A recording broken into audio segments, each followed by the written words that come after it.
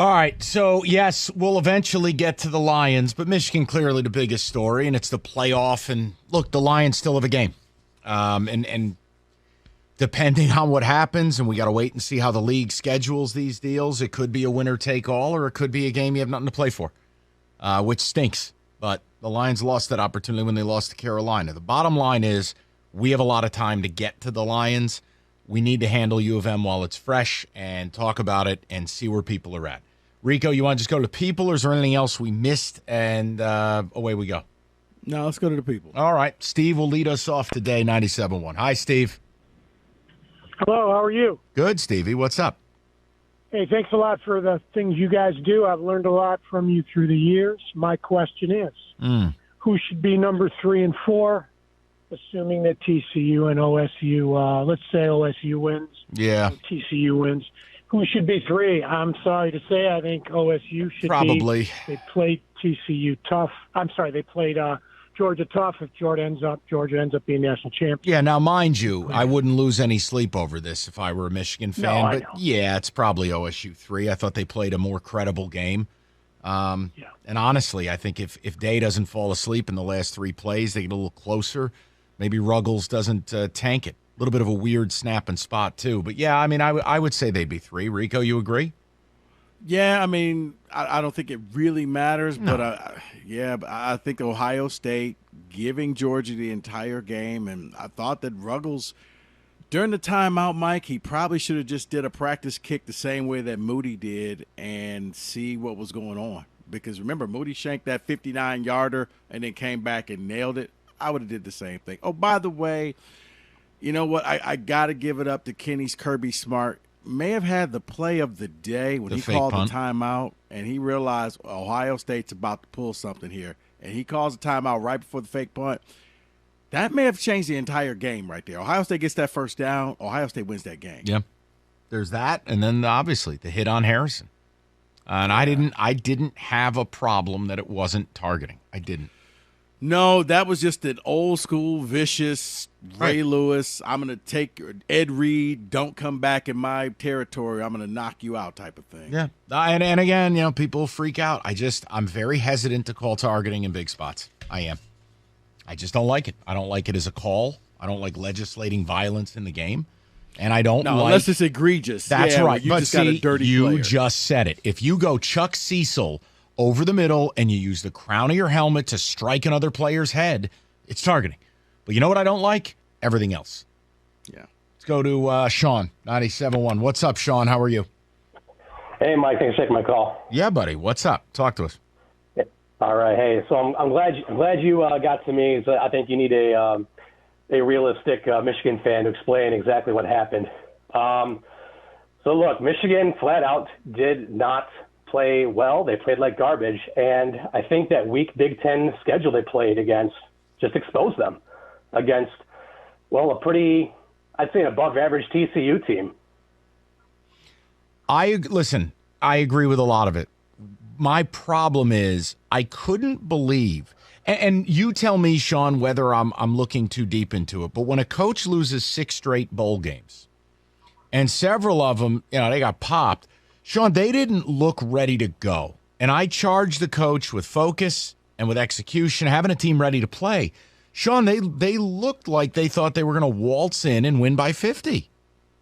I agree. Yeah, that's just look. I mean, Harbaugh has done better these last couple of years, but he still just can't coach a bowl game. And look, and I know a lot of Michigan fans, a few of them. I think I'm in the majority of Michigan fans when I say I'm realistic. Look, the officiating was bad on both sides, but you got to play better than that, much better than what they did to overcome any of that.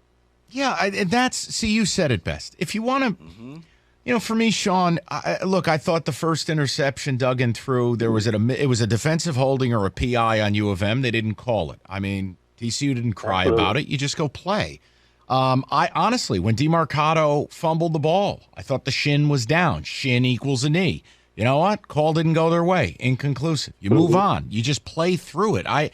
The idea that fans want a one-sided blame officiating when you gave up 270 yards on the ground, you threw 2 pick sixes, and you fumbled at the 1 foot line. Like, Sean, I can't even get to officiating. If my team made those mistakes, officiating is the last thing I bring up. Exactly. Hey, Dan, can I say something about McCarthy, too? Sure. Yeah. Look, I called you, I think, right after week 1 of the season, and I said I don't want to see McCarthy as a starter. I wanted to roll with McNamara because he has the experience. And McCarthy on Saturday showed his inexperience big time in a big game, and just threw the 2 pick sixes. And look, he was. I mean, there were several times where he was just standing in the pocket. This guy's supposed to be an athletic quarterback. He's standing in the pocket for 5-6 seconds. I'm like, dude, take off. Yeah, but you have to understand. Hold on. Now, But Sean, did you see his family in the stands? Okay, hold on. Let me. Oh, Jesus. Sean, yeah, well, we'll get to that part of it later. But, Sean, that was TCU's plan. 3 down linemen, and we're going to keep a spy. Where TCU got in trouble is when they sent these delay blitzes. When you put 7 guys in coverage, and then sometimes there was 8, and it's a zone and everyone's looking at the quarterback, it is very difficult to scramble. Very. Now, the couple times JJ busted loose, when you play man, defensive backs largely have their back to the quarterback. So TCU was basically saying, you're not going to do this to us. Yeah. And figure it out. You do what you got to do.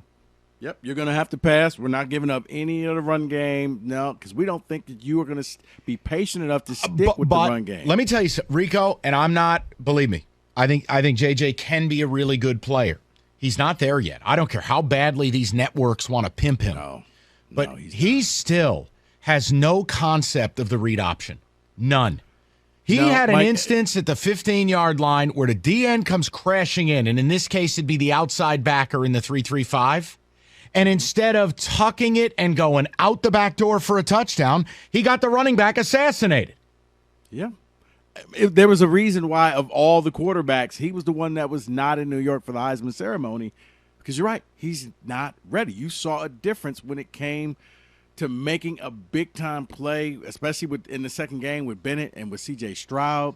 Even Duggan in the second half. I mean, he did not have his best game, but he got stuff done when he had to. That was a C+, B- performance from Duggan. I wouldn't even give it a B-. Okay, then. But you and I both agree. It's like you watch the first game and then the second, it looked night and day from a quarterback perspective. Yeah. And that's the leap JJ's going to have to make. He is quickly becoming the most cringeworthy player in college football. He is becoming Tebow 2.0. The way these networks want to, breathlessly report on what he yelled to his parents, or that he was a figure skater, or here's his family again, or, hey, it's going to be Smashville. Hey, we're going to be back. Hey, are the cameras around? Here's a photo op. I'm watching TCU celebrate just like I watched Georgia celebrate last year. Like, it's just becoming cringe.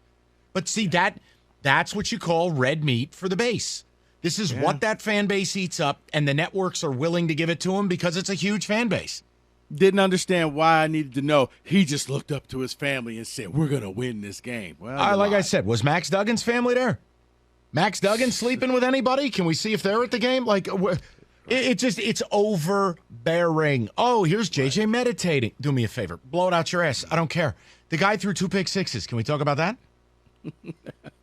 Christ almighty. If CJ Stroud threw 2 pick sixes, it would have been an international incident. Mm-hmm. They would have been openly talking about his NFL stock tanking. Yeah. But, watching that game, it was. But did you see Roman Wilson's questionable call? I mean, they ran that thing back 13 times. Here's an idea. You're at the 1 penis line. Don't fumble. I saw that, and I'm thinking, okay, I thought he bobbled the ball, and then, you know what? I guess he didn't. He actually pinned it to himself when you saw the other angle. All right, well, you just, like you said, you score from the 6-inch line. Just sneak the ball. Just sneak the ball. The rules state you can push the guy in. Sneak the ball. Or maybe you put in Donovan Edwards, and let him go with it. But okay, good luck. Okay, good talk. 248-539-9797. Your call's next.